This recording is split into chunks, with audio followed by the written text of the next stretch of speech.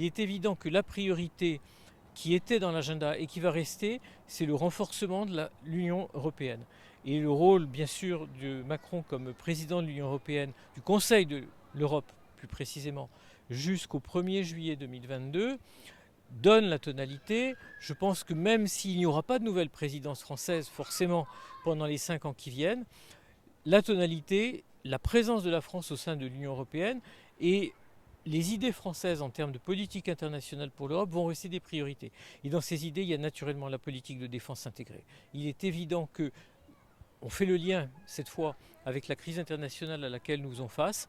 Le fait qu'on n'ait pas encore de réflexion sur une défense intégrée en Europe va probablement être injecté dans cette idée des priorités de la présidence. Ensuite, les grandes priorités, mais bien sûr, c'est de savoir quelle est la place de la France d'abord, mais aussi de l'Union européenne dans le jeu international, avec une configuration qui a complètement changé par rapport à 2017. Rappelez-vous, 2017, on était pré-Covid, on était dans l'ère Trump, avec probablement un espace de plus en plus grand entre l'Europe et les États-Unis. Et aujourd'hui, on a quelque chose qui s'inverse. Et donc la grande question, ça va être comment gérer la relation transatlantique.